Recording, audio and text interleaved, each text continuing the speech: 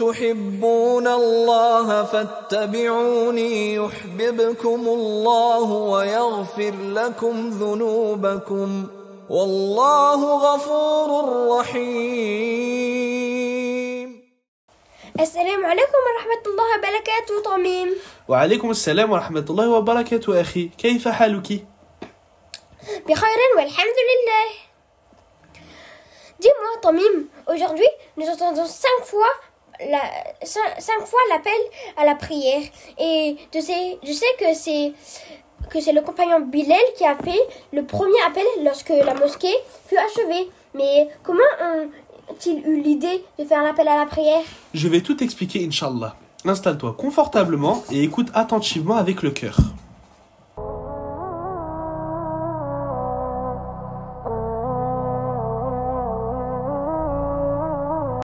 Lorsque la construction de la mosquée fut achevée, les musulmans se réunirent pour accomplir la prière en groupe aux heures prescrites. Mais à l'époque, il n'y avait aucun moyen pour annoncer l'arrivée de l'heure de la prière. Alors, les compagnons se sont concertés avec le prophète et se sont interrogés sur le moyen d'appeler à la prière en groupe. Certains ont proposé d'utiliser un cor ou une trompe comme le faisaient les juifs, mais le prophète s'y opposa. Il a également refusé la proposition d'autres compagnons qui ont suggéré d'utiliser la cloche. Eh oui, car ce sont les chrétiens qui faisaient sonner la cloche. Oui, en effet.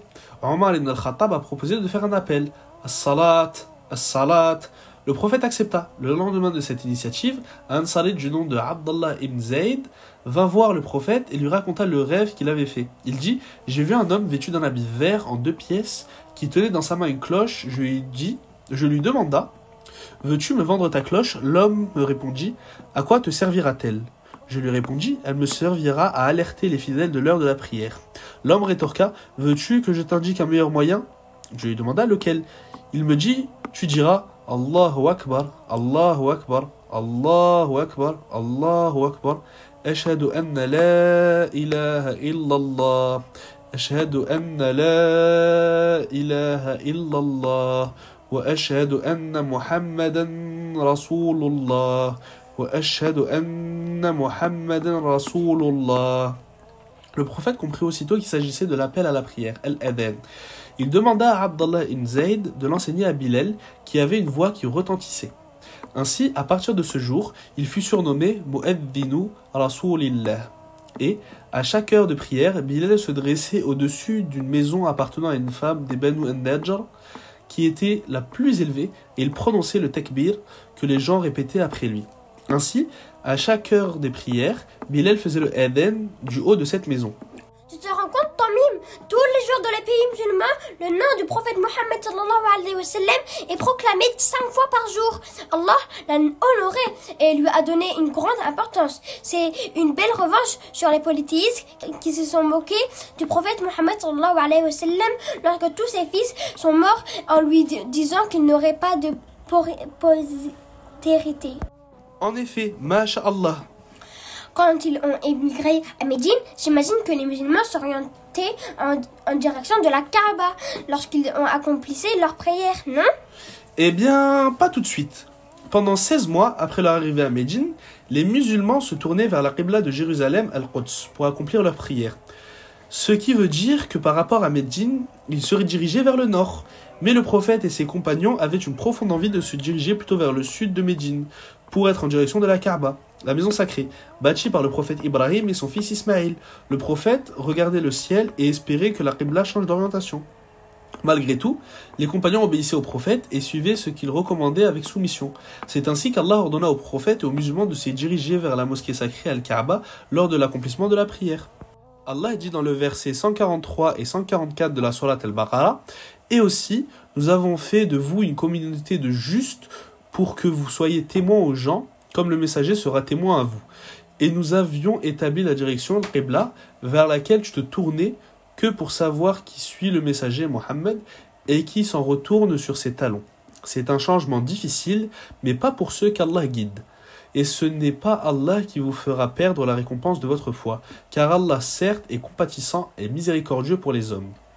Certes, nous te voyions tourner le visage en tous sens dans le ciel, nous te faisions donc orienter vers une direction qui te plaît, tourne donc ton visage vers la mosquée sacrée, où que vous soyez, Tournez-y vos visages. Certes, c'est à qui le livre a été donné, savent bien que c'est la vérité venue de leur Seigneur et Allah n'est pas attentif à ce qu'ils font.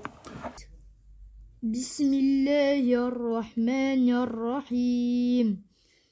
وكذلك جعلناكم أمة وسطا لتكونوا شهداء على الناس ويكون الرسول عليكم شهيدا وما جعلنا القبلة التي كنت عليها إلا لنعلم من يتبع الرسول ممن ينقلب على عقبيه وإن كانت لكبيرة إلا على الذين هدى الله وما كان الله ليضيع إيمانكم إن الله بالناس لرؤوف رحيم قد نرى تقلب وجهك في السماء فلنولينك قبلة ترضاها فول وجهك شطر المسجد الحرام وحيث ما كنتم فولوا وجوهكم شطره وإن الذين أوتوا الكتاب ليعلمون أنه الحق من ربهم وما الله بغافل عما يعملون. Cette qibla resta l'orientation vers laquelle se dirigeront tous les musulmans à n'importe quel endroit où ils se trouvent à travers tout le monde. Ce changement de qibla qui a eu lieu en l'an 2 de l'Hégire était une preuve pour les croyants pour se distinguer ceux qui avaient une foi ferme et qui s'attachaient solidement aux ordres d'Allah et de son messager et les hypocrites. Ces derniers saisirent cette occasion pour critiquer et se moquer du prophète de l'islam. Ils disent: comment ça? Il prit plusieurs années en direction de Bayt al-Maqdis et maintenant il s'oriente vers la Kaaba. Ils jouent avec la religion. Si la première orientation était vraie, maintenant ils sont sur le faux. Et si la nouvelle orientation était vraie, ils étaient donc sur le faux. Ces personnes, qu'Allah a qualifiées de faibles d'esprit, ont même fait douter les croyants. Subhanallah, les mécréants cherchaient constamment à déstabiliser les musulmans.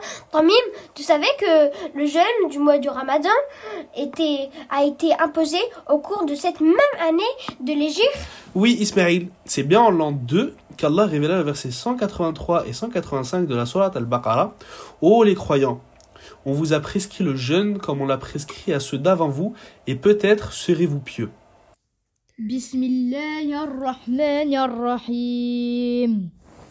يا أيها الذين آمنوا كتب عليكم الصيام كما كتب على الذين من قبلكم لعلكم تتقون.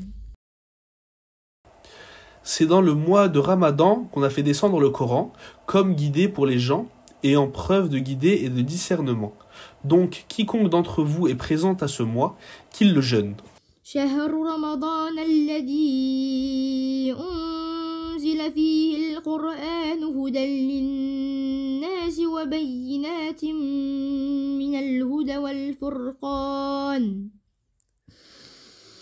فمن شهد منكم الشهر فليصمه.